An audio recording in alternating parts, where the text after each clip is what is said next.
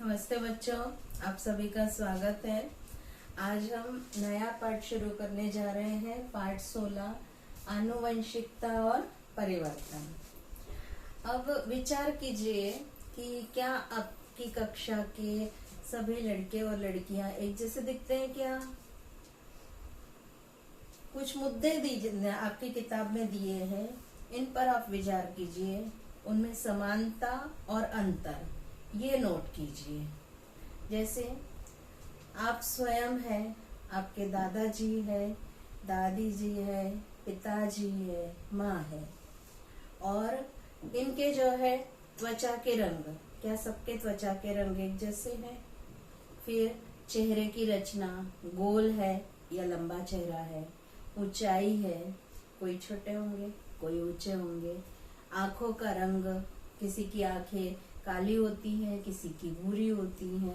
आंखों का रंग सबके थोड़ा थोड़ा अलग होता है। हाथ के अंगूठे की रचना, किसी का हाथ का अंगूठा पीछे तक जाता है, किसी का नहीं जाता है, तो अंगूठे की रचना भी अलग अलग होती है। मतलब हमारे परिवेश में जो है एक ही प्रजाति जो होती है, जैसे मनुष्य प्रजाति है, तो एक ही प्रजाति में भी जो है बहुत विविधता होती है। ये हमने पहले सीखा है।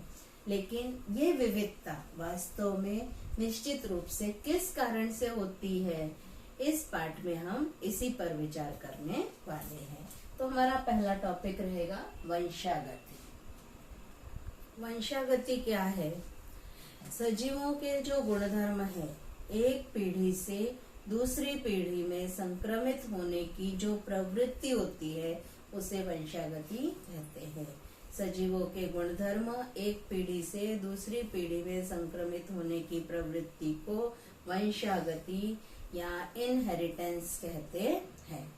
प्रकृति में एक ही प्रजाति के सजीव जो होते हैं वो विभिन्न होते हैं। एक प्रजाति के सजीवों में भी भिन्नता दिखाई देती है। ये विविधता आनुवंशिकता के कारण होती है। काय के कारण होती है? आनुवंशिकता के कारण होती है। अलैंगिक प्रजनन की पद्धति प्रक्रिया जो होती है, इससे निर्मित सजीव जो होते हैं, प्रजनन कितने प्रकार के होते हैं? 2 प्रकार के, वो हम 10th में पढ़ने वाले हैं। अलैंगिक प्रजनन और लैंगिक प्रजनन। तो अलैंगिक प्रजनन की प्रक्रिया से जो निर्मित सजीव होते हैं, उनमें सूक्ष्म भेद होते हैं, मतलब लगभग एक जैसे दिखाई देते हैं। जबकि लैंगिक प्रजनन की प्रक्रिया से जो पुनरुत्पादित मतलब पुनरुत्पादन मतलब प्रजनन, इनसे जो सजीव निर्मित होते हैं, वो तुलनात्मक दृष्टि से जो है इनमें अधिक अंतर दिखाई देता है, इनमें विविधता दिखाई देती है। इसके बाद हमारा आता है आनुवंशिकता। सबसे पहले और देखते हैं आनुवंशिक विज्ञान, जेनेटिक्स क्या है। सामान्य तौर पर या विशेष रूप से जनुक मतलब जीन्स का अध्ययन करने वाली, जनुकों का अध्ययन करने वाली जीव विज्ञान की शाखा को आनुवंशिक विज्ञान कहते हैं या जेनेटिक्स कहते हैं। आनुवंशिक विज्ञान भी परीक्षा में परिभाषा पूछी जा सकती है कि विशेष रूप से जनुकों का अध्ययन करने वाली जीव विज्ञान की शाखा को आनुवंशिक विज्ञान या जेनेटिक्स कहते हैं। अब हम कुछ देखते हैं, चित्र के माध्यम से देखते हैं, फिर आनुवंशिकता पढ़ते हैं। आनुवंशिकता मतलब क्या? माता पिता के जो शारीरिक और मानसिक लक्षण जो संतति में संक्रमित होने की जो प्रक्रिया होती है, उसे आनुवंशिकता कहते हैं। इसी कारण प्रत्येक सजीव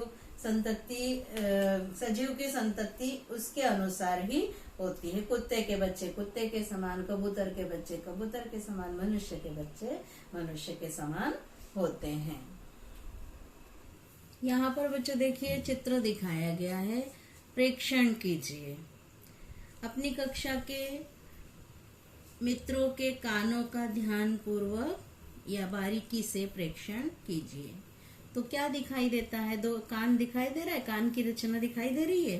कुछ लोगों के कानों की पालियां पूर्ण रूप से चिपकी या जुड़ी हुई होती है, डायरेक्ट त्वचा से जुड़ी होती है। कुछ लोगों की आधी चिपकी होती है, तो कुछ लोगों की पूर्ण रूप से स्वतंत्र या मुक्त होती है, नीचे लटकते हुए दिखाई देते हैं कान। हम सभी मनुष्य प्राणी हैं, फिर भी हम सबकी त्वचा के रंग में आपको क्या अंतर दिखाई देता है? प्रत्येक व्यक्ति के रंग में अंतर होता है। कोई काला होता है, कोई सांवला होता है, तो कोई गोरा होता है। यहाँ पर देखो चेहरे की रचना भी दिखाई गई है। किसी का चेहरा गोल होता है, किसी का जो है लंबा होता है। नीचे देखिए जो ठोड़ी जो होती है वहां पर भी देखिए अंदर घुसी हुई रहती है।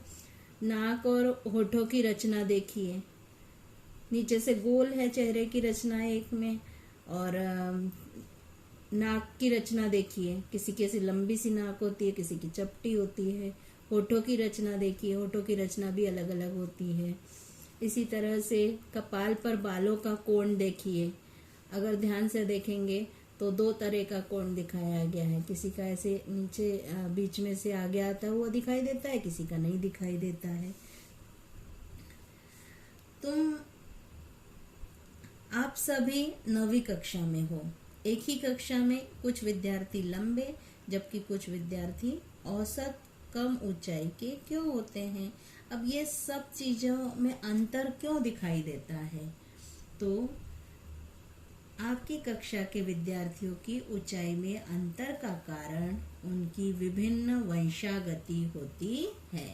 मतलब जो सजीवों के गुणधर्म एक पीढ़ी से दूसरी पीढ़ी में संक्रमित होते हैं, उसी के कारण जो है ये अंतर दिखाई देता है। आनुवंशिकता क्या होती है? माता पिता के शारीरिक और मानसिक लक्षण संतति में संक्रमित होने की प्रक्रिया को आनुवंशिकता कहते हैं। इसी कारण प्रत्येक सजीव की संतति उसके अनुसार ही होती है। अगला हमारा है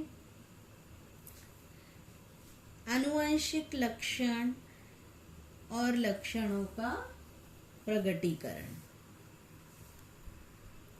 सजीवों में विशिष्ट लक्षण या विशेषताओं का प्रगटीकरण कैसे होता है? सजीवों में विशिष्ट लक्षण या विशेषताएं उनके माता पिता से मिलने वाले जनुकों के कारण ही प्रकट होते हैं। माता और पिता की ओर से संतति में आने वाले जो लक्षण और उनके कारण दिखाई देने वाली समानता या भिन्नता को ही आनुवंशिक लक्षण कहते हैं। अब लक्षणों का प्रगटीकरण कैसे होता है? कोशिका की रचना जो है बच्चों आपने 8वीं में पढ़ी हुई है कि कोशिका में क्या होते हैं? केंद्रक होता है, केंद्रक में गुणसूत्र होते हैं। इसमें डीएनए का अणु और उसमें उपस्थित न्यूक्लियोटाइड की जो क्रमबद्ध रचना पर आनुवंशिक लक्षण निश्चित होते हैं। डीएनए के अणु पर स्थित न्यूक्लियोटाइड की जो क्रमबद्ध रचना के कारण किसी विशिष्ट प्रथिन की निर्मित होती है और डीएनए के अणुखंड को उस प्रथिन का जनुक कहते हैं। प्रथिनों का सजीवों के लक्षणों से क्या संबंध होता है, यह जान लेना हमें आवश्यक है। वनस्पतियों की ऊंचाई में होने वाली वृद्धि संप्रेरक की मात्रा पर निर्भर होती है। वनस्पतियों के प्रकीर्णों की कार्यक्षमता पर वृद्धि संप्रेरकों की मात्रा निश्चित होती है। अधिक मात्रा में यदि वृद्धि संप्रेरक हो तो अधिक वृद्धि होती है वनस्पतियों की, और कम मात्रा में अगर वृद्धि संप्रेरक हो तो वृद्धि कम होती है। कितनी मात्रा में प्रकीर्णव तथा संप्रेरक तैयार होंगे, यह डीएनए के जनुक निश्चित करते हैं। तो प्रकीर्णवों की कार्यक्षमता पर ही जो है वनस्पतियों की वृद्धि निर्भर होती है। आज बच्चों हम इतना ही पढ़ेंगे। अगले लेक्चर में हम गुणसूत्र की रचना पढ़ेंगे। आज इतना ही। धन्यवाद।